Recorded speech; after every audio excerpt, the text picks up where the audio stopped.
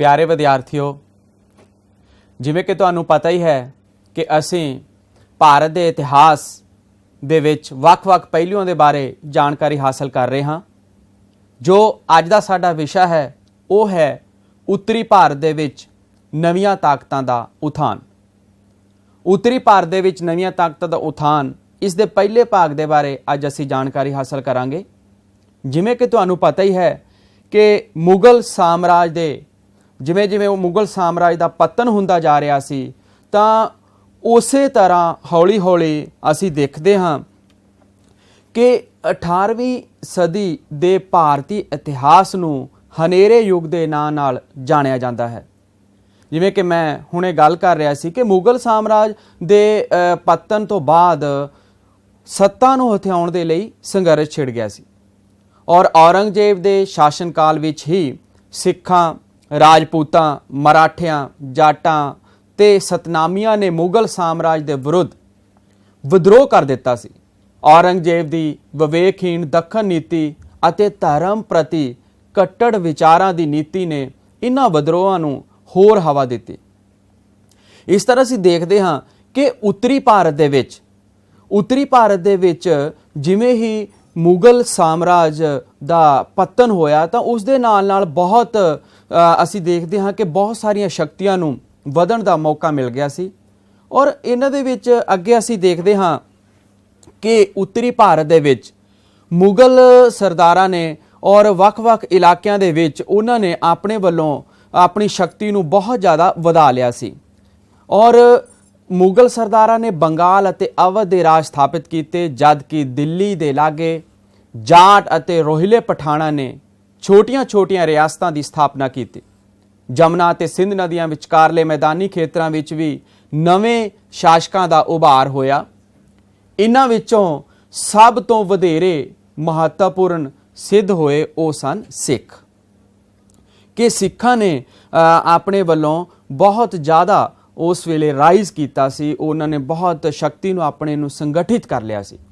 इस दे विच अगे असीं देखते हाँ कि उत्तरी भारत विच इन्हां शक्तियां दे उथान बारे जानकारी जो सानूं मिलती है मुगल साम्राज दे फारसी लेखकां दे इलावा कुछ स्थानिक इतिहासक सोमियां तो भी मिलती है, जिमें पंजाब के सूबेदार अब्दुल समद खां ते इसरारे समदी, काजी नूर मुहम्मद का जंगनामा, अंग्रेज़ों द्वारा लिखवाइया गई फारसी भाषा दीयां पुस्तकां, खुशवंत राय दी रहवावे सिखां, अहमद शाह बटालिया की तारीख हिंद, इस तरह रतन सिंह की गुरुपंथ प्रकाश अते राम सुखराव की रचना जस्सा सिंह विनोद। तां ਇਹ ऐसे सोर्सिज हैं, ये ऐसे सोमे हैं जिन्हां तो सानू उस समय के बारे सानू जानकारी मिलती है कि किन्हां तरीकों के नाल उस वेले बहुत राइज कीता सी। उन्हां सोर्सिज तो सानू पता लगता है कि इन्हां शक्तियां ने, जिवें कि असीं पिछे जाणिया कि जाटां, सतनामियां और इस तरह दी शक्तियां दा उस वेले बहुत उभार होया सी। तां असीं इन्हां दे बारे अगे विस्तारपूर्वक जाणांगे, जिस दे विच फस्ट असीं देखदे हां बंगाल दे सुतंत्र राज दे बारे। बंगाल पहला उस वेले प्रांत सी जो कि मुगलों तो पूरी तरह उस वेले सुतंत्र होया सी। बंगाल दे उथान अते पतन दे बारे असीं जाणदे हां। उस वेले बंगाल 18वीं सदी दे विच पतनशील मुगल साम्राज तो सुतंत्र होने वाला पहला प्रांत सी। और असीं देखते हैं कि इतिहासकार ये कहते हैं कि बंगाल दे सुतंत्र राज की स्थापना मुर्शिद कुली खां दे यत्नां सदका ही संभव हो सकी सी। और वो एक बहुत ही असाधारण अते कुशल अनुभवी व्यक्ति सी और उस वेले वो मुगल सम्राट नूं भी नजराने के रूप विच काफ़ी राशि भेजदा रहा सी। मुर्शिद कुली खां ने अंदरूनी अते बाहरले खतरियां तो बंगाल नूं सुरक्षित बना के रखा होया सी।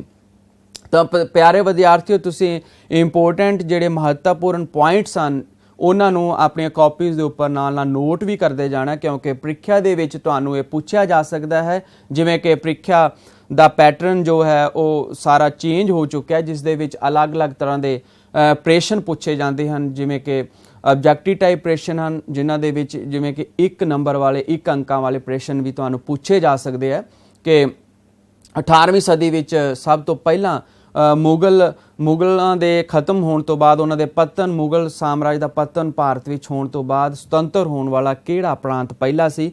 ਤਾਂ ਇਸ ਤਰ੍ਹਾਂ ਇਹ ਇੰਪੋਰਟੈਂਟ ਪੁਆਇੰਟਸ ਤੁਸੀਂ ਨਾਲ ਨਾਲ ਨੋਟ ਵੀ ਕਰਦੇ ਜਾਣੇ, ਜਿਹੜੇ ਕਿ ਤੁਹਾਨੂੰ ਪ੍ਰੀਖਿਆ ਦੇ ਵਿੱਚ ਸਹਾਇਕ ਹੋਣਗੇ। ਇਸ ਤਰ੍ਹਾਂ ਅੱਗੇ ਅਸੀਂ ਬੰਗਾਲ ਦੇ ਨੂੰ ਅੱਗੇ ਚੱਲਦੇ ਹੋਏ ਅਸੀਂ ਦੇਖਦੇ ਹਾਂ ਕਿ ਉਹਨਾਂ ਨੇ ਸ਼ਾਂਤੀ ਅਤੇ ਕਾਨੂੰਨ ਵਿਵਸਥਾ ਦੀ ਸਥਾਪਨਾ ਕੀਤੀ ਸੀ ਅਤੇ ਵਿਦਰੋਹੀ ਜ਼ਿਮੀਂਦਾਰਾਂ ਅਤੇ ਸਾਮੰਤਾਂ ਨੂੰ ਰਾਜ ਦੇ ਪ੍ਰਤੀ ਸਵਾਮੀ ਭਗਤ ਬਣਾਇਆ ਸੀ। ਉਸਨੇ ਪ੍ਰਸ਼ਾਸਨ ਵਿੱਚ ਸੂਝ-ਬੂਝ ਤੋਂ ਕੰਮ ਲਿਆ, ਵਿੱਤੀ ਮਾਮਲਿਆਂ ਦਾ ਪ੍ਰਬੰਧ ਆਪਣੇ ਹੱਥ ਵਿੱਚ ਲਿਆ ਅਤੇ ਨਵਾਂ ਭੂਮੀ ਲਗਾਨ ਬੰਦੋਬਸਤ ਉਹਨਾਂ ਨੇ ਲਾਗੂ ਕੀਤਾ ਸੀ। ਇਸ ਤਰ੍ਹਾਂ ਉਸ ਵੇਲੇ ਉਹਨਾਂ ਨੇ ਇਜਾਰੇਦਾਰੀ ਠੇਕੇਦਾਰੀ ਪ੍ਰਣਾਲੀ ਦੁਆਰਾ ਸਰਕਾਰੀ ਆਮਦਨ ਦੇ ਵਿੱਚ ਵਾਧਾ ਕੀਤਾ ਅਤੇ ਲਗਾਨ ਇਕੱਠਾ ਕਰਨ ਵਾਲੇ ਕਿਸਾਨਾਂ ਅਤੇ ਠੇਕੇਦਾਰਾਂ ਦੀ ਉਹਨਾਂ ਨੇ ਭਰਤੀ ਵੀ ਕੀਤੀ ਸੀ। ਤਾਂ ਬਾਅਦ ਦੇ ਵਿੱਚ ਉਹਨਾਂ ਦੀ 1727 ਈਸਵੀ ਵਿੱਚ ਮੌਤ ਹੋ ਗਈ ਸੀ। ਤਾਂ ਉਹਨਾਂ ਦੀ ਮੌਤ ਤੋਂ ਬਾਅਦ ਨੈਕਸਟ ਹੈ ਸਜ਼ਾਉਦੀਨ, ਕਿ ਮੁਰਸ਼ਿਦ ਕੁਲੀ ਖਾਂ ਦੀ ਮੌਤ ਜੋ ਕਿ ਜਿਵੇਂ ਤੁਹਾਨੂੰ ਹੁਣੇ ਦੱਸਿਆ ਕਿ 1727 ਈਸਵੀ ਦੇ ਵਿੱਚ ਹੋ ਗਈ ਸੀ, ਔਰ ਉਹਨਾਂ ਦੀ ਮੌਤ ਤੋਂ ਬਾਅਦ ਉਸ ਦਾ ਜਵਾਈ ਸਜ਼ਾਉਦੀਨ ਬੰਗਾਲ ਅਤੇ ਉੜੀਸਾ ਦਾ ਨਵਾਬ ਬਣਿਆ ਸੀ। ਔਰ 1733 ਈਸਵੀ ਵਿੱਚ ਬਿਹਾਰ ਵੀ ਬੰਗਾਲ ਦੇ ਸੂਬੇਦਾਰ ਦੇ ਅਧੀਨ ਆ ਗਿਆ। 12 ਸਾਲਾਂ ਤੱਕ ਸਜ਼ਾਉਦੀਨ ਨੇ ਬੰਗਾਲ ਉੱਤੇ ਰਾਜ ਕੀਤਾ ਸੀ ਔਰ 1739 ਈਸਵੀ ਦੇ ਵਿੱਚ ਉਸ ਦੀ ਮੌਤ ਹੋ ਗਈ ਸੀ। ਉਸ ਦੀ ਮੌਤ ਤੋਂ ਬਾਅਦ ਉਸ ਦਾ ਪੁੱਤਰ ਸਰਫਰਾਜ਼ ਬੰਗਾਲ ਦਾ ਨਵਾਬ ਬਣਿਆ ਸੀ। ਉਸ ਤੋਂ ਬਾਅਦ ਹੈ ਨੈਕਸਟ ਹੈ ਅਲੀਵਰਦੀ ਖਾਂ। ਅਲੀਵਰਦੀ ਖਾਂ ਜਿਸ ਨੂੰ ਸਜ਼ਾਉਦੀਨ ਨੇ ਬਿਹਾਰ ਦਾ ਨਾਇਬ ਸੂਬੇਦਾਰ ਨਿਯੁਕਤ ਕੀਤਾ ਸੀ, ਉਸ ਨੇ ਸਰਫਰਾਜ਼ ਖਾਂ ਦੇ ਵਿਰੁੱਧ ਵਿਦਰੋਹ ਕਰਕੇ ਬੰਗਾਲ ਤੇ ਆਪਣਾ ਅਧਿਕਾਰ ਕਰ ਲਿਆ ਸੀ। ਇਸ ਤਰ੍ਹਾਂ ਅਲੀਵਰਦੀ ਖਾਂ ਬੰਗਾਲ ਦਾ ਸਭ ਤੋਂ ਵੱਧ ਯੋਗ ਅਤੇ ਦੂਰਦਰਸ਼ੀ ਨਵਾਬ ਸੀ। ਉਸਨੇ ਬੰਗਾਲ ਵਿੱਚ ਸ਼ਾਂਤੀ ਵਿਵਸਥਾ ਕਾਇਮ ਕੀਤੀ ਸੀ। ਉਸਨੇ ਲੋਕ ਭਲਾਈ ਦੇ ਬਹੁਤ ਕੰਮ ਕੀਤੇ ਸਨ। ਉਸਨੇ ਵਪਾਰ ਨੂੰ ਅਤੇ ਉਦਯੋਗ ਨੂੰ ਬਹੁਤ ਉਤਸ਼ਾਹਿਤ ਕਰਨ ਦੇ ਲਈ ਕੰਮ ਕੀਤੇ ਸੀ ਔਰ ਨਾਲ ਹੀ ਉਸਨੇ ਮੁਸਲਮਾਨਾਂ ਨੂੰ ਪ੍ਰਸ਼ਾਸਨ ਵਿੱਚ ਰੁਜ਼ਗਾਰ ਦੇ ਇੱਕੋ ਜਿਹੇ ਅਵਸਰ ਪ੍ਰਦਾਨ ਕੀਤੇ ਸੀ। ਇਸ ਤਰ੍ਹਾਂ ਅਸੀਂ ਦੇਖਦੇ ਹਾਂ ਕਿ ਉਸਨੇ ਅਲੀਵਰਦੀ ਖਾਂ ਉਸ ਵੇਲੇ ਦਾ ਬਹੁਤ ਹੀ ਇੱਕ ਚੰਗਾ ਯੋਗ ਸ਼ਾਸਕ ਉਹ ਸਿੱਧ ਹੋਇਆ ਸੀ। ਉਸ ਤੋਂ ਬਾਅਦ ਨੈਕਸਟ ਹੈ ਕਿ 1740 ਦੇ ਵਿੱਚ ਉਸਨੇ ਮੁਗਲ ਸਮਰਾਟ ਨੇ ਅਲੀਵਰਦੀ ਖਾਂ ਨੂੰ ਬੰਗਾਲ, ਬਿਹਾਰ ਅਤੇ ਉੜੀਸਾ ਦੇ ਸੂਬੇਦਾਰ ਦੇ ਰੂਪ ਵਿੱਚ ਮਾਨਤਾ ਦਿੱਤੀ ਸੀ। ਅਗਲੇ 16 ਸਾਲਾਂ ਤੱਕ ਅਲੀਵਰਦੀ ਖਾਂ ਨੇ ਇਹਨਾਂ ਖੇਤਰਾਂ ਤੇ ਇੱਕ ਸੁਤੰਤਰ ਸ਼ਾਸਕ ਵਾਂਗ ਰਾਜ ਕੀਤਾ ਅਤੇ ਮੁਗਲ ਸਮਰਾਟ ਨੂੰ ਕੋਈ ਕਰ ਜਾਂ ਨਜ਼ਰਾਨਾ ਨਹੀਂ ਦਿੱਤਾ ਸੀ। ਇਸ ਤਰ੍ਹਾਂ ਨੈਕਸਟ ਹੈ ਸਿਰਾਜੁਦੌਲਾ। ਸਿਰਾਜੁਦੌਲਾ ਬੰਗਾਲ ਦਾ ਲਾਸਟ ਅਖੀਰਲਾ ਨਵਾਬ ਸੀ ਕਿ ਅਲੀਵਰਦੀ ਖਾਂ ਦੀ ਮੌਤ ਦੇ ਬਾਅਦ ਉਸ ਦਾ ਦੋਤਰਾ ਮਿਰਜ਼ਾ ਮੁਹੰਮਦ ਸਿਰਾਜੁਦੌਲਾ ਦੇ ਨਾਂ ਨਾਲ ਬੰਗਾਲ ਦਾ ਨਵਾਬ ਬਣਿਆ। ਉਹ ਕੇਵਲ 14 ਮਹੀਨਿਆਂ ਤੱਕ ਹੀ ਸ਼ਾਸਨ ਕਰ ਸਕਿਆ ਸੀ ਕਿਉਂਕਿ 1757 ਈਸਵੀ ਦੇ ਵਿੱਚ ਇਤਿਹਾਸਿਕ ਪਲਾਸੀ ਦੇ ਮੈਦਾਨ ਦੇ ਵਿੱਚ ਅੰਗਰੇਜ਼ਾਂ ਨਾਲ ਯੁੱਧ ਦੇ ਵਿੱਚ ਉਹ ਹਾਰ ਗਿਆ ਸੀ ਅਤੇ ਉਹ ਮਾਰਿਆ ਗਿਆ ਸੀ। ਇਹ ਤਾਂ ਸੀ ਵਿਦਿਆਰਥੀਓ ਬੰਗਾਲ ਦੇ ਸੁਤੰਤਰ ਰਾਜ। ਇਸ ਤੋਂ ਬਾਅਦ ਨੈਕਸਟ ਹੈ ਸਾਡੇ ਕੋਲ ਅਵਧ ਵਿੱਚ ਸੁਤੰਤਰ ਰਾਜ। ਅਵਧ ਦੇ ਸਭ ਤੋਂ ਪਹਿਲਾਂ ਅਸੀਂ ਅਵਧ ਦੇ ਉਥਾਨ ਅਤੇ ਪਤਨ ਦੀ ਗੱਲ ਕਰਦੇ ਹਾਂ, ਜਿਸ ਦੇ ਵਿੱਚ ਫਸਟ ਹੈ ਸਾਡੇ ਕੋਲ ਸਾਦਤ ਖਾਂ ਬੁਰਹਾਨ ਉਲ ਮੁਲਕ। ਅਵਧ ਨੂੰ ਸੁਤੰਤਰ ਰਾਜ ਦੇ ਰੂਪ ਵਿੱਚ ਸਥਾਪਿਤ ਕਰਨ ਦਾ ਸਿਹਰਾ ਸਾਦਤ ਖਾਂ ਬੁਰਹਾਨ ਉਲ ਮੁਲਕ ਨੂੰ ਜਾਂਦਾ ਹੈ। ਉਸ ਨੂੰ ਸੈਯਦ ਭਰਾਵਾਂ ਦੇ ਪਤਨ ਤੋਂ ਬਾਅਦ 1722 ਈਸਵੀ ਦੇ ਵਿੱਚ ਇਸ ਪ੍ਰਾਂਤ ਦਾ ਸੂਬੇਦਾਰ ਨਿਯੁਕਤ ਕੀਤਾ ਗਿਆ ਸੀ। ਸਾਦਤ ਖਾਂ ਈਰਾਨ ਦੇ ਖੁਰਾਸਾਨ ਪ੍ਰਾਂਤ ਦੇ ਨਿਸ਼ਾਪੁਰ ਨਾਮਕ ਸਥਾਨ ਤੋਂ ਭਾਰਤ ਆਇਆ ਸੀ ਔਰ ਉਹ ਬਹੁਤ ਹੀ ਇੱਕ ਨਿਡਰ ਅਤੇ ਯੋਗ ਸ਼ਾਸਕ ਸੀ। ਉਸਨੇ ਬਾਗੀ ਜ਼ਿਮੀਂਦਾਰਾਂ ਨੂੰ ਠੀਕ ਕੀਤਾ ਤੇ ਉਹਨਾਂ ਨੂੰ ਅਨੁਸ਼ਾਸਨ ਦੇ ਵਿੱਚ ਰਹਿਣ ਦੇ ਲਈ ਮਜਬੂਰ ਕੀਤਾ ਸੀ। ਉਹਨਾਂ ਨੇ ਕਿਸਾਨਾਂ ਦੀ ਦਸ਼ਾ ਸੁਧਾਰਨ ਦੇ ਲਈ ਲਗਾਨ ਦੀ ਦਰ ਵੀ ਘੱਟ ਕੀਤੀ ਸੀ ਔਰ ਆਪਣੀ ਸੈਨਾ ਨੂੰ ਬਹੁਤ ਹੀ ਚੰਗੇ ਤਰੀਕੇ ਨਾਲ ਉਹਨਾਂ ਨੇ ਸੰਗਠਿਤ ਕੀਤਾ, ਉਹਨਾਂ ਨੂੰ ਚੰਗੇ ਹਥਿਆਰਾਂ ਦੇ ਨਾਲ ਲੈਸ ਕੀਤਾ। ਇਸ ਤਰ੍ਹਾਂ ਆਪਣੀ ਮੌਤ ਤੋਂ ਪਹਿਲਾਂ 1739 ਈਸਵੀ ਦੇ ਵਿੱਚ ਅਵਧ ਨੂੰ ਇੱਕ ਸੁਤੰਤਰ ਸ਼ਾਸਕ ਦੇ ਰੂਪ ਵਿੱਚ ਘੋਸ਼ਿਤ ਕੀਤਾ ਸੀ। ਨੈਕਸਟ ਪੁਆਇੰਟ ਹੈ ਸਾਡੇ ਕੋਲ ਸਫਦਰਜੰਗ। ਸਾਦਤ ਖਾਂ ਦੀ ਮੌਤ ਤੋਂ ਬਾਅਦ ਉਸ ਦਾ ਭਤੀਜਾ ਸਫਦਰਜੰਗ ਅਵਧ ਦਾ ਨਵਾਬ ਬਣਿਆ। ਮੁਗਲ ਸਮਰਾਟ ਅਹਿਮਦ ਸ਼ਾਹ ਜੋ ਕਿ 1748 ਈਸਵੀ ਤੋਂ ਲੈ ਕੇ 1754 ਈਸਵੀ ਤੱਕ ਨਵਾਬ ਦੇ ਅਹੁਦੇ ਤੇ ਰਹੇ, ਉਸ ਨੂੰ ਆਪਣਾ ਵਜ਼ੀਰ ਨਿਯੁਕਤ ਕੀਤਾ ਸੀ ਅਤੇ ਇਲਾਹਾਬਾਦ ਦਾ ਪ੍ਰਦੇਸ਼ ਵੀ ਉਸ ਨੂੰ ਦੇ ਦਿੱਤਾ ਸੀ। ਇਸ ਤਰ੍ਹਾਂ ਸਫਦਰਜੰਗ ਨਵਾਬ ਵਜ਼ੀਰ ਅਵਧ ਕਹਾਉਣ ਲੱਗ ਪਿਆ ਸੀ। ਇਸ ਤੋਂ ਬਾਅਦ ਨੈਕਸਟ ਹੈ ਸਾਡੇ ਕੋਲ ਸਜਾਉਦੌਲਾ, ਕਿ ਸਫਦਰਜੰਗ ਦੀ ਮੌਤ ਤੋਂ ਬਾਅਦ ਉਸ ਦਾ ਪੁੱਤਰ ਸਜਾਉਦੌਲਾ ਅਵਧ ਦਾ ਨਵਾਬ ਬਣਿਆ। ਉਹ ਉੱਤਰੀ ਭਾਰਤ ਦਾ ਸਭ ਤੋਂ ਪ੍ਰਸਿੱਧ ਲੋਕਪ੍ਰਿਯ ਨਵਾਬ ਸੀ। ਉਸ ਨੂੰ ਵੀ ਮੁਗਲ ਸਾਮਰਾਜ ਦਾ ਵਜ਼ੀਰ ਬਣਾਇਆ ਗਿਆ ਸੀ ਔਰ ਪਾਣੀਪਤ ਦੀ ਤੀਜੀ ਲੜਾਈ ਜੋ ਕਿ 1761 ਈਸਵੀ ਵਿੱਚ ਹੋਈ, ਉਸ ਵਿੱਚ ਉਸਨੇ ਮਰਾਠਿਆਂ ਦੇ ਵਿਰੁੱਧ ਅਹਿਮਦ ਸ਼ਾਹ ਅਬਦਾਲੀ ਦਾ ਸਾਥ ਦਿੱਤਾ ਸੀ। ਜਿਵੇਂ ਕਿ ਇਸ ਦੇ ਵਿੱਚ ਤੁਹਾਨੂੰ ਇੱਕ ਵੱਖਰੇ ਰੰਗ ਦੇ ਵਿੱਚ ਵਿਦਿਆਰਥੀਓ ਦਰਸਾਇਆ ਗਿਆ ਹੈ ਕਿ ਪਾਣੀਪਤ ਦੀ ਤੀਸਰੀ ਲੜਾਈ 1761 AD ਇਸ ਦੇ ਵਿੱਚ ਹੋਈ, ਜਿਸ ਦੇ ਵਿੱਚ ਜੋ ਕਿ ਅਹਿਮਦ ਸ਼ਾਹ ਅਬਦਾਲੀ ਅਤੇ ਮਰਾਠਿਆਂ ਦੇ ਵਿਚਕਾਰ ਹੋਈ। ਇਹ ਵੀ ਤੁਹਾਨੂੰ ਆਬਜੈਕਟਿਵ ਟਾਈਪ ਜਿਹੜੇ ਪ੍ਰਸ਼ਨ 1 ਅੰਕ ਵਾਲੇ ਉਸ ਦੇ ਵਿੱਚ ਪੁੱਛਿਆ ਜਾ ਸਕਦਾ ਹੈ ਕਿ ਪਾਣੀਪਤ ਦੀ ਤੀਸਰੀ ਲੜਾਈ ਕਿਹੜੇ ਸਨ ਵਿੱਚ ਹੋਈ, ਜਾਂ ਇਹ ਪਾਣੀਪਤ ਦੀ ਤੀਸਰੀ ਲੜਾਈ ਕਿੰਨਾ ਵਿਚਕਾਰ ਹੋਈ, ਜਾਂ 1761 ਈਸਵੀ ਦੇ ਵਿੱਚ ਕਿਹੜੀ ਲੜਾਈ ਹੋਈ ਸੀ। ਤਾਂ ਇਸ ਤਰ੍ਹਾਂ ਵਿਦਿਆਰਥੀ ਤੁਸੀਂ ਇਹ ਪੁਆਇੰਟਸ ਨਾਲ ਨਾਲ ਨੋਟ ਕਰਦੇ ਜਾਣਾ ਹੈ। ਉਸ ਵੇਲੇ ਅਹਿਮਦ ਸ਼ਾਹ ਅਬਦਾਲੀ ਦੇ ਵਾਪਸ ਆਉਣ ਤੋਂ ਬਾਅਦ ਉਸ ਨੂੰ ਆਪਣੇ ਗੁਆਂਢੀ ਮਰਾਠਾ ਹੋਲਕਰ ਰਾਓ ਜਸਵੰਤ ਰਾਓ ਹੋਲਕਰ ਨਾਲ ਮਿੱਤਰਤਾ ਕਰਨੀ ਪਈ ਸੀ ਔਰ 1764 ਈਸਵੀ ਦੇ ਵਿੱਚ ਮੁਗਲ ਸਮਰਾਟ ਸ਼ਾਹ ਆਲਮ ਅਤੇ ਬੰਗਾਲ ਦੇ ਨਵਾਬ ਮੀਰ ਕਾਸਮ ਦੇ ਨਾਲ ਮਿਲ ਕੇ ਅੰਗਰੇਜ਼ਾਂ ਦੇ ਵਿਰੁੱਧ ਬਕਸਰ ਦਾ ਯੁੱਧ ਲੜਿਆ ਸੀ। 1764 ਈਸਵੀ ਦੇ ਵਿੱਚ ਬਕਸਰ ਦੀ ਲੜਾਈ ਹੋਈ ਸੀ। ਇਸ ਯੁੱਧ ਦੇ ਵਿੱਚ ਉਸ ਦੀ ਹਾਰ ਹੋਈ ਸੀ। ਇਹ ਤਾਂ ਸੀ ਵਿਦਿਆਰਥੀਓ ਸਜਾਉਦੌਲਾ ਦੇ ਬਾਰੇ, ਅਵਧ ਦੇ ਬਾਰੇ ਅਸੀਂ ਜਾਣਿਆ। ਇਸ ਤੋਂ ਬਾਅਦ ਨੈਕਸਟ ਅਸੀਂ ਕਰਦੇ ਹਾਂ ਸੁਤੰਤਰ ਰਾਜਪੂਤ ਰਾਜ, ਕਿ ਜਿਵੇਂ ਅਸੀਂ ਸ਼ੁਰੂਆਤੀ ਦੌਰ ਦੇ ਵਿੱਚ ਅਸੀਂ ਗੱਲ ਕੀਤੀ ਸੀ ਕਿ ਮੁਗਲ ਸਾਮਰਾਜ ਦੇ ਪਤਨ ਤੋਂ ਬਾਅਦ ਉੱਤਰੀ ਭਾਰਤ ਦੇ ਵਿੱਚ ਬਹੁਤ ਸਾਰੀਆਂ ਸ਼ਕਤੀਆਂ ਉਹ ਉੱਭਰ ਕੇ ਸਾਹਮਣੇ ਆ ਰਹੀਆਂ ਸੀ ਔਰ ਉਹਨਾਂ ਦੇ ਵਿੱਚ ਇੱਕ ਸ਼ਕਤੀ ਇਹ ਵੀ ਸੀ ਸੁਤੰਤਰ ਰਾਜਪੂਤ ਰਾਜ ਜਾਂ ਰਾਜਪੂਤ ਸ਼ਕਤੀ ਨੇ ਵੀ ਉਸ ਵੇਲੇ ਬਹੁਤ ਜ਼ਿਆਦਾ ਉન્નਤੀ ਕੀਤੀ ਸੀ ਭਾਰਤ ਦੇ ਵਿੱਚ।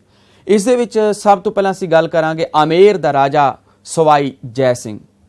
ਇਹ ਉਹ ਸਨ ਜਿਨ੍ਹਾਂ ਨੇ ਜੈਪੁਰ ਦੀ ਨੀਂਹ ਰੱਖੀ ਸੀ ਕਿ 18ਵੀਂ ਸਦੀ ਦਾ ਉੱਤਮ ਰਾਜਪੂਤ ਸ਼ਾਸਕ ਆਮੇਰ ਦਾ ਰਾਜਾ ਸਵਾਈ ਜੈ ਸਿੰਘ ਸੀ। ਉਹ ਇੱਕ ਪ੍ਰਸਿੱਧ ਰਾਜਨੇਤਾ, ਕਾਨੂੰਨ ਨਿਰਮਾਤਾ ਅਤੇ ਸਮਾਜ ਸੁਧਾਰਕ ਸੀ, ਪਰ ਉਹ ਸਭ ਤੋਂ ਵਧੇਰੇ ਵਿਗਿਆਨ ਪ੍ਰੇਮੀ ਦੇ ਰੂਪ ਵਿੱਚ ਪ੍ਰਸਿੱਧ ਹੋਇਆ। ਯਾਦ ਰਹੇ ਕਿ ਉਸ ਕਾਲ ਵਿੱਚ ਬਹੁਤੇ ਭਾਰਤੀਆਂ ਨੂੰ ਵਿਗਿਆਨਿਕ ਵਿਕਾਸ ਦੇ ਬਾਰੇ ਕੁਝ ਵੀ ਪਤਾ ਨਹੀਂ ਸੀ ਔਰ ਸਵਾਈ ਜੈ ਸਿੰਘ ਨੇ ਜੈਪੁਰ ਦੀ ਸਥਾਪਨਾ ਕੀਤੀ। ਉਸਨੇ ਇਸ ਗੁਲਾਬੀ ਨਗਰੀ ਨੂੰ ਵਿਗਿਆਨ ਅਤੇ ਕਲਾ ਦਾ ਮਹਾਨ ਕੇਂਦਰ ਬਣਾਇਆ। ਇਸ ਨਗਰ ਦਾ ਨਿਰਮਾਣ ਇੱਕ ਪੂਰਵ ਨਿਸ਼ਚਿਤ ਢੰਗ ਨਾਲ ਭਾਵ ਵਿਗਿਆਨਿਕ ਸਿਧਾਂਤਾਂ ਤੇ ਆਧਾਰਿਤ ਕੀਤਾ ਗਿਆ ਸੀ ਔਰ ਇਸ ਦੀਆਂ ਸੜਕਾਂ ਚੌੜੀਆਂ ਅਤੇ ਇੱਕ ਦੂਜੇ ਨੂੰ ਸਮਕੋਣ ਤੇ ਕੱਟਦੀਆਂ ਸਨ। ਜਿਵੇਂ ਕਿ ਤੁਸੀਂ ਸਾਹਮਣੇ ਦੇਖ ਰਹੇ ਹੋ ਕਿ ਬਹੁਤ ਹੀ ਵਿਗਿਆਨਿਕ ਤਰੀਕਿਆਂ ਦੇ ਨਾਲ ਉਹਨਾਂ ਨੇ ਇਸੇ ਤਰ੍ਹਾਂ, ਕਿਉਂਕਿ ਸਵਾਈ ਜੈ ਸਿੰਘ ਇੱਕ ਖਗੋਲ ਸ਼ਾਸਤਰੀ ਸੀ, ਉਸਨੇ ਦਿੱਲੀ, ਜੈਪੁਰ, ਉਜੈਨ ਅਤੇ ਮਥੁਰਾ ਦੇ ਵਿੱਚ ਆਧੁਨਿਕ ਉਪਕਰਨਾਂ ਨਾਲ ਸਜੀਆਂ ਵੇਦਸ਼ਾਲਾਵਾਂ ਵੀ ਬਣਾਈਆਂ ਸੀ ਔਰ ਇਸ ਕਰਕੇ ਉਸਨੇ ਯੂਕਲਿਡ ਦੇ ਗ੍ਰੰਥ ਰੇਖਾ ਗਣਿਤ ਦੇ ਤੱਤ ਦਾ ਵੀ ਸੰਸਕ੍ਰਿਤ ਭਾਸ਼ਾ ਦੇ ਵਿੱਚ ਅਨੁਵਾਦ ਵੀ ਉਹਨਾਂ ਨੇ ਕਰਾਇਆ ਸੀ।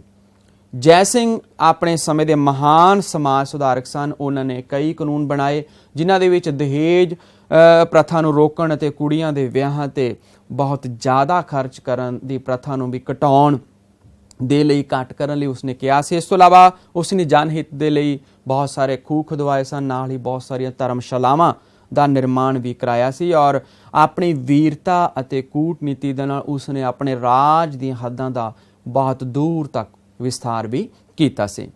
ਇਸ ਤੋਂ ਬਾਅਦ ਨੈਕਸਟ ਹੈ ਵਿਦਿਆਰਥੀਓ ਸੁਤੰਤਰ ਜਾਟ ਰਾਜ।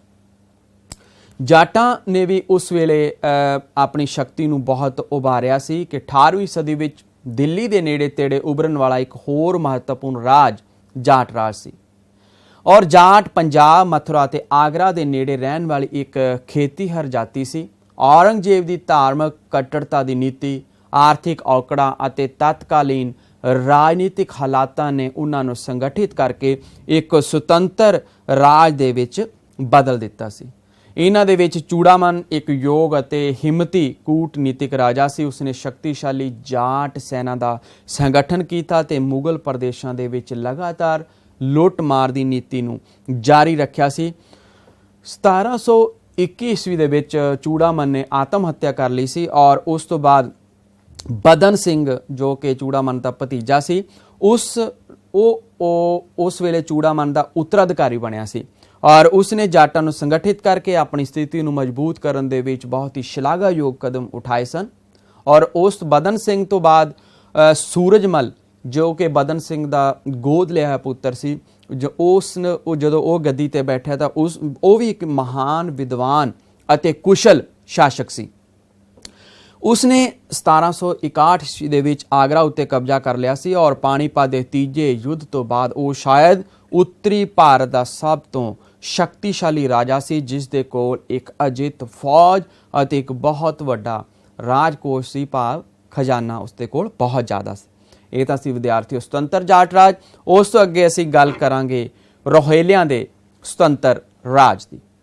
ਰੋਹਿਲਿਆਂ ਦਾ ਸੁਤੰਤਰ ਰਾਜ ਕਿ ਰੋਹਿਲਿਆਂ ਦਾ ਸੰਬੰਧ ਅਫਗਾਨਿਸਤਾਨ ਦੇ ਰੋਹ ਪ੍ਰਦੇਸ਼ ਵਿੱਚ ਰਹਿਣ ਵਾਲੀ ਇੱਕ ਪਠਾਨ ਜਾਤੀ ਨਾਲ ਸੀ।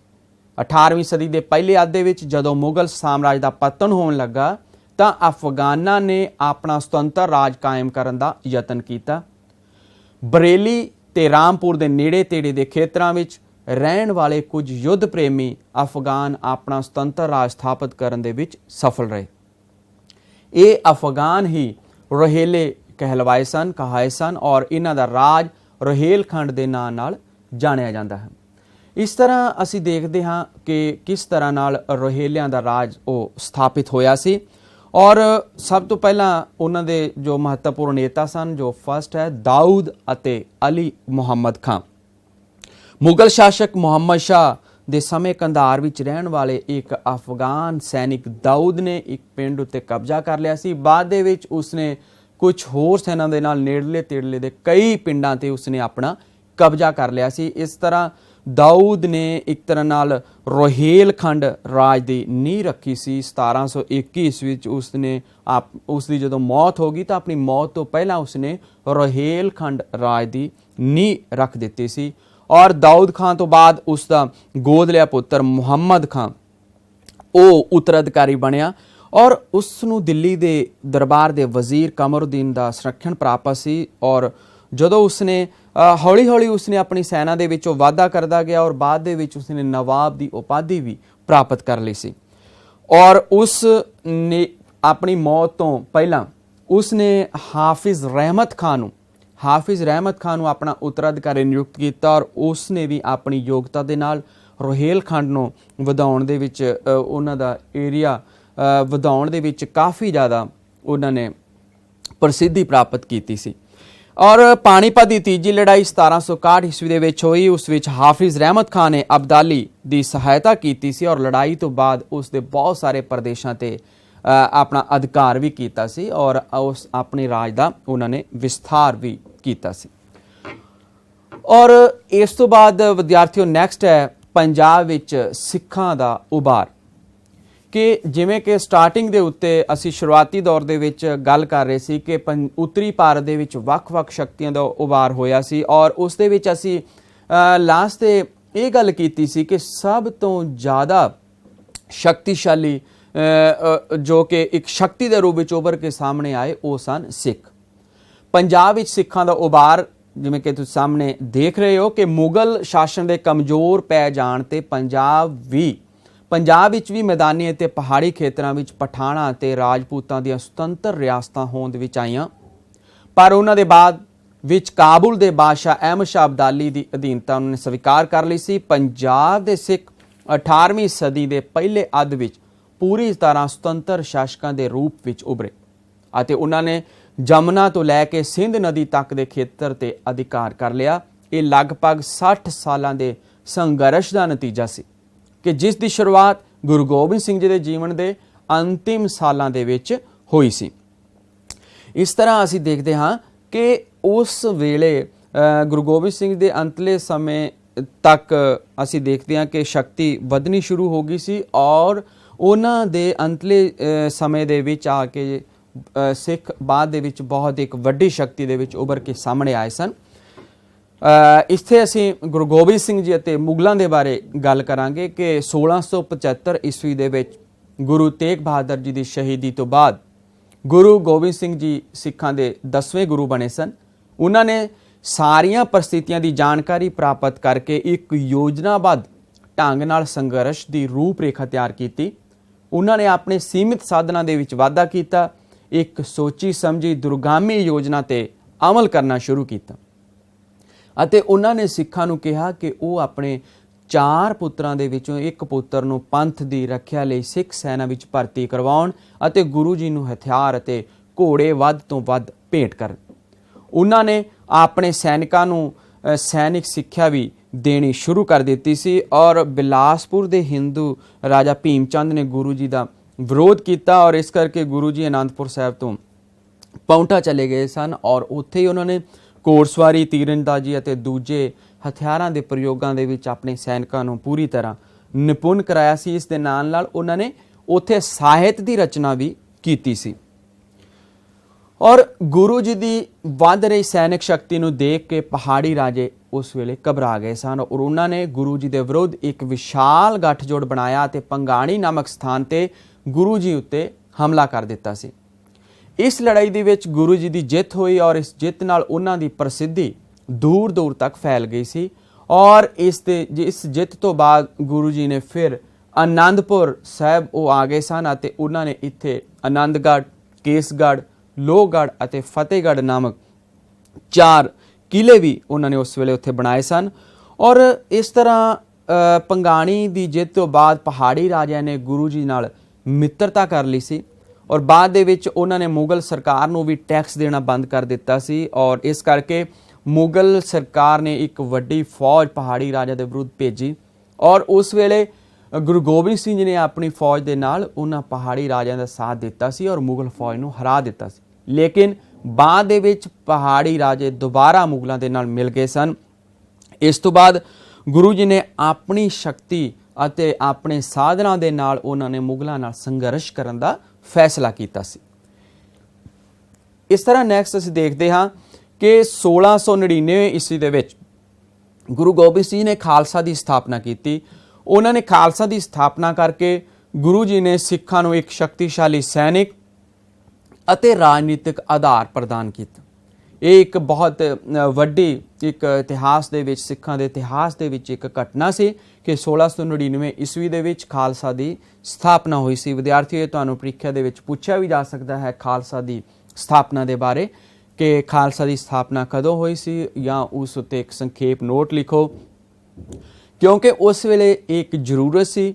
ਜਿਵੇਂ ਕਿ ਪਹਿਲਾਂ ਤੁਹਾਨੂੰ ਦੱਸਿਆ ਗਿਆ ਕਿ ਪਹਾੜੀ ਰਾਜਿਆਂ ਨੇ ਪਹਿਲਾਂ ਮਿੱਤਰਤਾ ਕੀਤੀ ਗੁਰੂ ਗੋਬਿੰਦ ਸਿੰਘ ਜੀ ਨਾਲ, ਬਾਅਦ ਵਿੱਚ ਉਹਨਾਂ ਨੇ ਜਿੱਤ ਪ੍ਰਾਪਤ ਕਰਨ ਤੋਂ ਬਾਅਦ ਮੁਗਲਾਂ ਦੇ ਖਿਲਾਫ ਦੁਬਾਰਾ ਫਿਰ ਉਹ ਮੁਗਲਾਂ ਦੇ ਨਾਲ ਮਿਲ ਗਏ ਸਨ। ਇਸ ਕਰਕੇ ਉਸ ਵੇਲੇ ਇੱਕ ਵੱਖਰੀ ਪਹਿਚਾਣ, ਇੱਕ ਵੱਖਰੀ ਸੋਚ ਦੀ ਲੋੜ ਸੀ।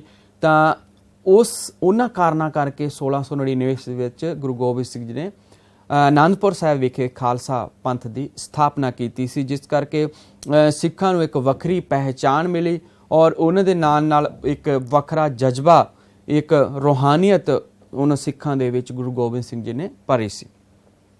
ਔਰ ਇਸ ਤਰ੍ਹਾਂ ਬਾਅਦ ਦੇ ਵਿੱਚ 1701 ਈਸਵੀ ਦੇ ਵਿੱਚ ਆਨੰਦਪੁਰ ਸਾਹਿਬ ਦੀ ਪਹਿਲੀ ਲੜਾਈ ਹੋਈ। ਇਸ ਲੜਾਈ ਦੇ ਵਿੱਚ ਪਹਾੜੀ ਰਾਜਿਆਂ ਨੂੰ ਉਹਨਾਂ ਨੇ ਕਰਾਰੀ ਹਾਰ ਦਿੱਤੀ ਔਰ 1704-05 ਵਿੱਚ ਵੀ ਮੁਗਲਾਂ ਅਤੇ ਪਹਾੜੀ ਰਾਜਿਆਂ ਨੇ ਆਨੰਦਪੁਰ ਸਾਹਿਬ ਨੂੰ ਘੇਰ ਲਿਆ ਔਰ ਇਹ ਯੁੱਧ ਆਨੰਦਪੁਰ ਸਾਹਿਬ ਦੀ ਦੂਜੀ ਲੜਾਈ ਦੇ ਨਾਮ ਨਾਲ ਵੀ ਜਾਣਿਆ ਜਾਂਦਾ ਹੈ। ਇਸ ਆਨੰਦਪੁਰ ਸਾਹਿਬ ਦੀ ਦੂਜੀ ਲੜਾਈ ਦੇ ਵਿੱਚ ਗੁਰੂ ਗੋਬਿੰਦ ਸਿੰਘ ਜੀ ਨੂੰ ਗੁਰੂ ਗੋਬਿੰਦ ਸਿੰਘ ਦੇ 40 ਸਿੱਖ ਉਹਨਾਂ ਨੂੰ ਛੱਡ ਕੇ ਚਲੇ ਗਏ ਸਨ, ਉਹਨਾਂ ਨੂੰ ਬੇਦਾਵਾ ਦੇ ਕੇ ਚਲੇ ਗਏ ਸਨ। ਲੇਕਿਨ ਉਸ ਦੇ ਬਾਵਜੂਦ ਵੀ ਗੁਰੂ ਜੀ ਨੇ ਹਿੰਮਤ ਨਹੀਂ ਹਾਰੀ ਸੀ ਔਰ ਗੁਰੂ ਜੀ ਨੇ ਆਨੰਦਪੁਰ ਸਾਹਿਬ ਖਾਲੀ ਕਰਨ ਦੇ ਤੁਰੰਤ ਬਾਅਦ ਹੀ ਉਹਨੇ ਮੁਗਲਾਂ ਨੇ ਗੁਰੂ ਜੀ ਤੇ ਹਮਲਾ ਕਰ ਦਿੱਤਾ ਸੀ ਔਰ ਉਸ ਹਮਲੇ ਦੇ ਕਾਰਨ ਗੁਰੂ ਜੀ ਦਾ ਪਰਿਵਾਰ ਉਹਨਾਂ ਤੋਂ ਵਿਛੜ ਗਿਆ ਸੀ ਔਰ ਬਹੁਤ ਸਾਰੀ ਸਾਹਿਤਕ ਸਮੱਗਰੀ ਵੀ ਸਰਸਾ ਨਦੀ ਦੇ ਵਿੱਚ ਰੁੜ ਗਈ ਸੀ ਔਰ ਉਹਨਾਂ ਦੇ 2 ਪੁੱਤਰ ਜੋਰਾਵਰ ਸਿੰਘ ਅਤੇ ਫਤਿਹ ਸਿੰਘ ਅਤੇ ਮਾਤਾ ਜੀ ਵੀ ਉਹਨਾਂ ਤੋਂ ਵਿਛੜ ਗਏ ਸਨ। ਔਰ ਬਾਅਦ ਦੇ ਵਿੱਚ ਸਰਹੰਦ ਦੇ ਫੌਜਦਾਰ ਸਰਹੰਦ ਦੇ ਜੋ ਫੌਜਦਾਰ ਸੀ ਉਹਨਾਂ ਨੇ ਗੁਰੂ ਗੋਬਿੰਦ ਸਿੰਘ ਜੀ ਦੇ ਛੋਟੇ ਸਾਹਿਬਜ਼ਾਦਿਆਂ ਨੂੰ ਨੀਹਾਂ ਦੇ ਵਿੱਚ ਚਿਣਵਾ ਦਿੱਤਾ ਸੀ। ਔਰ ਅੱਗੇ ਅਸੀਂ ਦੇਖਦੇ ਹਾਂ ਕਿ ਇਸ ਤੋਂ ਬਾਅਦ ਮੁਗਲ ਸੈਨਾ ਅਤੇ ਗੁਰੂ ਜੀ ਵਿਚਕਾਰ 1705 ਈਸਵੀ ਦੇ ਵਿੱਚ ਉਸ ਵੇਲੇ ਚਮਕੌਰ ਸਾਹਿਬ ਨਾਮੀ ਸਥਾਨ ਤੇ ਯੁੱਧ ਹੋਇਆ ਸੀ ਔਰ ਇਸ ਯੁੱਧ ਦੇ ਵਿੱਚ ਗੁਰੂ ਜੀ ਦੇ ਸਾਰੇ ਸਿੱਖ ਅਤੇ ਦੋ ਵੱਡੇ ਪੁੱਤਰ ਅਜੀਤ ਸਿੰਘ ਅਤੇ ਜੁਝਾਰ ਸਿੰਘ ਜੀ ਸ਼ਹੀਦ ਹੋ ਗਏ ਸੀ। ਉਸ ਤੋਂ ਬਾਅਦ ਗੁਰੂ ਜੀ ਲੱਖੀ ਦੇ ਜੰਗਲਾਂ ਵਿੱਚ ਹੁੰਦੇ ਖਿਦਰਾਣਾ ਪਹੁੰਚੇ ਸਨ ਅਤੇ ਸਰਹੰਦ ਦੇ ਫੌਜਦਾਰ ਵਜ਼ੀਰ ਖਾਨ ਨੇ ਗੁਰੂ ਜੀ ਤੇ ਇੱਕ ਵਾਰ ਫਿਰ ਹਮਲਾ ਕਰ ਦਿੱਤਾ। ਇਸ ਯੁੱਧ ਦੇ ਵਿੱਚ ਉਹ 40 ਸਿੰਘ ਲੜਦੇ ਸ਼ਹੀਦ ਹੋ ਗਏ, ਜਿਹੜੇ ਪਰੰਪਰਾ ਅਨੁਸਾਰ ਅਨੰਦਪੁਰ ਸਾਹਿਬ ਵਿੱਚ ਗੁਰੂ ਜੀ ਨੂੰ ਬੇਦਾਵਾ ਲਿਖ ਕੇ ਚਲੇ ਗਏ ਸਨ। ਇਹਨਾਂ ਨੂੰ 40 ਮੁਕਤੇ ਵੀ ਕਿਹਾ ਜਾਂਦਾ ਹੈ ਤੇ ਉਹਨਾਂ ਦੇ ਕਾਰਨ ਹੀ ਇਸ ਦਾ ਨਾਂ ਮੁਕਤਸਰ ਪਿਆ ਤੇ ਉਸ ਵੇਲੇ ਵੀ ਮੁਗਲਾਂ ਦੀ ਹਾਰ ਹੋਈ ਸੀ। ਇਹ ਤੁਸੀਂ ਵਿਦਿਆਰਥੀਓ ਗੁਰੂ ਗੋਬਿੰਦ ਸਿੰਘ ਜੀ ਅਤੇ ਮੁਗਲਾਂ ਦੇ ਸੰਬੰਧਾਂ ਦੇ ਬਾਰੇ। ਇਸ ਤੋਂ ਬਾਅਦ ਗੱਲ ਕਰਦੇ ਹਾਂ ਅਸੀਂ ਸੁਤੰਤਰ ਸਿੱਖ ਰਾਜ ਦਾ ਸੰਸਥਾਪਕ ਬੰਦਾ ਬਹਾਦਰ। ਬੰਦਾ ਬਹਾਦਰ ਉਸ ਵੇਲੇ ਬੰਦਾ ਬਹਾਦਰ ਦਾ ਸਿੱਖ ਇਤਿਹਾਸ ਦੇ ਵਿੱਚ ਨਾਂ ਬੜਾ ਹੀ ਵਿਸ਼ੇਸ਼ ਅਤੇ ਵਰਣਨਯੋਗ ਹੈ। ਬੰਦਾ ਬਹਾਦਰ ਗੁਰੂ ਗੋਬਿੰਦ ਸਿੰਘ ਜੀ ਨੂੰ ਉਸ ਵੇਲੇ ਮਿਲਿਆ ਸੀ ਨੰਦੇੜ ਦੇ ਵਿੱਚ। ਜਿਵੇਂ ਕਿ ਫਸਟ ਪੁਆਇੰਟ ਤੁਸੀਂ ਦੇਖ ਰਹੇ ਹੋ ਕਿ ਗੁਰੂ ਗੋਬਿੰਦ ਸਿੰਘ ਨਾਲ ਮੁਲਾਕਾਤ 1708 ਈਸਵੀ ਦੇ ਵਿੱਚ ਮੁਗਲ ਸਮਰਾਟ ਬਹਾਦਰ ਸ਼ਾਹ ਨਾਲ ਗੁਰੂ ਗੋਬਿੰਦ ਸਿੰਘ ਜੀ ਨੂੰ ਆਪਣੀ ਦੱਖਣ ਮੁਹਿੰਮ ਦੇ ਵਿੱਚ ਉਹ ਨਾਲ ਲੈ ਗਏ ਔਰ ਉੱਥੋਂ ਗੁਰੂ ਜੀ ਨੰਦੇੜ ਪਹੁੰਚੇ ਸਨ ਔਰ ਉੱਥੇ ਆਪਣੇ ਸ਼ਰਧਾਲੂ ਸਿੱਖਾਂ ਦੇ ਨਾਲ ਉਹ ਮਾਧੋ ਦਾਸ ਦੇ ਆਸ਼ਰਮ ਵਿੱਚ ਉਸ ਨਾਲ ਮੁਲਾਕਾਤ ਕਰਨ ਲਈ ਚੱਲ ਪਏ ਔਰ ਮਾਧੋ ਦਾਸ ਗੁਰੂ ਜੀ ਦੀ ਸ਼ਖਸੀਅਤ ਤੋਂ ਇੰਨਾ ਪ੍ਰਭਾਵਿਤ ਹੋਇਆ ਕਿ ਉਹ ਉਹਨਾਂ ਦਾ ਸ਼ਿਸ਼ ਬਣ ਗਿਆ ਸੀ, ਭਾਵ ਉਹਨਾਂ ਦਾ ਬੰਦਾ ਬਣ ਗਿਆ ਔਰ ਗੁਰੂ ਗੋਬਿੰਦ ਸਿੰਘ ਜੀ ਨੇ ਉਹਨਾਂ ਨੂੰ ਅੰਮ੍ਰਿਤ ਛਕਾਇਆ ਔਰ ਇਸ ਕਰਕੇ ਉਹਨਾਂ ਦਾ ਨਾਮ ਬੰਦਾ ਸਿੰਘ ਹੋ ਗਿਆ। ਔਰ ਜਦੋਂ ਉਹਨਾਂ ਨੇ ਆ ਕੇ ਪੰਜਾਬ ਵਿੱਚ ਜਿੱਤਾਂ ਪ੍ਰਾਪਤ ਕੀਤੀਆਂ ਸਨ ਤਾਂ ਉਹ ਬੰਦਾ ਸਿੰਘ ਬਹਾਦਰ ਦੇ ਨਾਮ ਨਾਲ ਇਤਿਹਾਸ ਦੇ ਵਿੱਚ ਪ੍ਰਸਿੱਧ ਹੋਏ ਸਨ। ਗੁਰੂ ਜੀ ਨੇ ਉਸ ਦਾ ਨਾਮ ਬੰਦਾ ਸਿੰਘ ਬਹਾਦਰ ਰੱਖ ਦਿੱਤਾ। ਨੈਕਸਟ ਪੁਆਇੰਟ ਹੈ ਕਿ ਬੰਦਾ ਬਹਾਦਰ ਦਾ ਪੰਜਾਬ ਵੱਲ ਪ੍ਰਸਥਾਨ।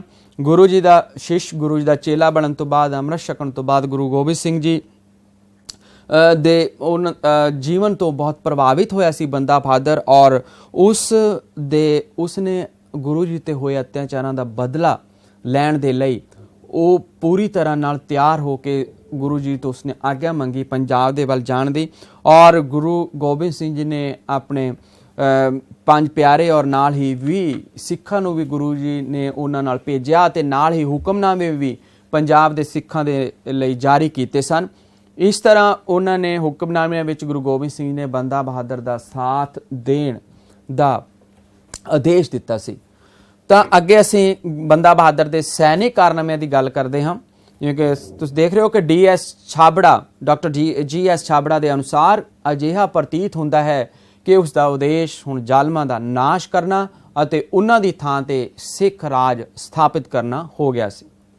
ਬੰਦਾ ਬਹਾਦਰ ਨੇ ਸ਼ੁਰੂਆਤੀ ਦੌਰ ਦੇ ਵਿੱਚ ਉਸਨੇ ਛੋਟੇ ਇਲਾਕਿਆਂ ਤੇ ਜਿੱਤਾਂ ਪ੍ਰਾਪਤ ਕਰਨੀਆਂ ਸ਼ੁਰੂ ਕਰ ਦਿੱਤੀਆਂ ਸੀ ਔਰ ਬਹੁਤ ਥੋੜੇ ਸਮੇਂ ਦੇ ਵਿੱਚ ਹੀ ਉਸਨੇ ਇੱਕ ਬਹੁਤ ਵੱਡੇ ਸਾਮਰਾਜ ਦੀ ਸਥਾਪਨਾ ਕਰ ਲਈ ਸੀ। ਸਭ ਤੋਂ ਪਹਿਲੀ ਜਿੱਤ ਉਹਨਾਂ ਦੀ ਸੋਨੀਪਤ ਤੇ ਹਮਲਾ ਕਿ ਦਿੱਲੀ ਤੋਂ ਪੰਜਾਬ ਵੱਲ ਵੱਧਦੇ ਹੋਏ ਬੰਦਾ ਬਹਾਦਰ ਨੇ ਸਭ ਤੋਂ ਪਹਿਲਾਂ ਸੋਨੀਪਤ ਤੇ ਹਮਲਾ ਕੀਤਾ ਸੀ ਔਰ ਉੱਥੇ ਉਸ ਦੇ ਨਾਲ ਸਿਰਫ 500 ਸਿੱਖ ਸਨ ਔਰ ਉਹਨਾਂ ਨੇ ਸੋਨੀਪਤ ਤੇ ਕਬਜ਼ਾ ਕਰ ਲਿਆ ਸੀ। ਉਸ ਤੋਂ ਬਾਅਦ ਪੂਨਾ ਭਾਵ ਕੈਥਲ ਵਿੱਚ ਸ਼ਾਹੀ ਖਜ਼ਾਨਾ ਲੁੱਟਣਾ।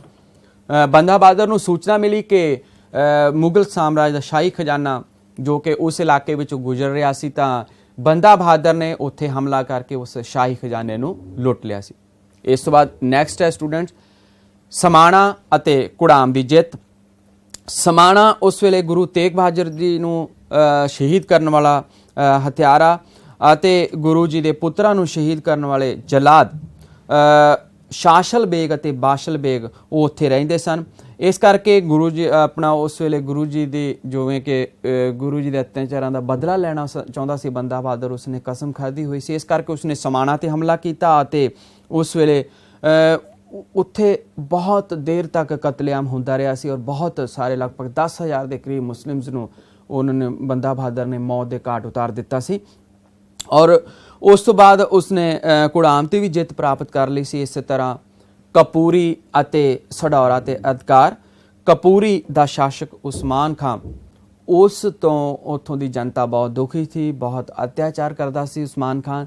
ਇਸ ਕਰਕੇ ਉਹਨਾਂ ਦੇ ਅਤਿਆਚਾਰਾਂ ਤੋਂ ਮੁਕਤੀ ਦਿਵਾਉਣ ਦੇ ਲਈ ਉੱਥੇ ਵੀ ਬੰਦਾ ਬਹਾਦਰ ਨੇ ਹਮਲਾ ਕੀਤਾ ਸੀ ਔਰ ਇਸੇ ਤਰ੍ਹਾਂ ਉਸਨੇ ਬਾਅਦ ਦੇ ਵਿੱਚ ਸਡੌਰਾ ਤੇ ਵੀ ਹਮਲਾ ਕੀਤਾ ਔਰ ਸਡੌਰਾ ਵਿੱਚ ਵੀ ਬੰਦਾ ਬਹਾਦਰ ਨੇ ਇੰਨਾ ਕਤਲਿਆ ਮਚਾਇਆ ਕਿ ਉਸ ਦਾ ਨਾਮ ਕਤਲਗੜੀ ਪੈ ਗਿਆ ਸੀ।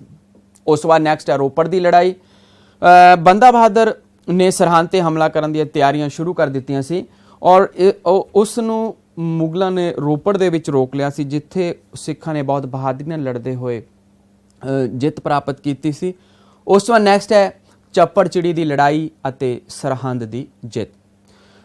ਉਸ ਵੇਲੇ ਰੋਪੜ ਦੇ ਹਮਲੇ ਤੋਂ ਬਾਅਦ ਜਿੱਤ ਪ੍ਰਾਪਤ ਕਰਕੇ ਮਾਝਾ ਅਤੇ ਦੁਆਬ ਪ੍ਰਦੇਸ਼ਾਂ ਦੇ ਸਿੱਖ ਬੰਦਾ ਬਹਾਦਰ ਨਾਲ ਮਿਲ ਗਏ ਸੀ ਔਰ ਉਹ ਸਰਹੰਦ ਤੇ ਜਿੱਤ ਪ੍ਰਾਪਤ ਕਰਨ ਦੀ ਤਿਆਰੀ ਕਰਨ ਲੱਗ ਪਏ ਸੀ। ਸਰਹੰਦ ਦਾ ਸੂਬੇਦਾਰ ਵਜ਼ੀਰ ਖਾਨ ਸਿੱਖਾਂ ਦਾ ਬਹੁਤ ਹੀ ਕੱਟੜ ਦੁਸ਼ਮਣ ਸੀ। ਉਸਨੇ ਗੁਰੂ ਜੀ ਦੇ ਸਾਹਿਬਜ਼ਾਦਿਆਂ ਨੂੰ ਸ਼ਹੀਦ ਕਰਵਾਇਆ ਸੀ ਔਰ ਜਿਸ ਪਠਾਨ ਨੇ ਗੁਰੂ ਜੀ ਦੇ ਸ਼ੂਰਾ ਮਾਰਿਆ ਸੀ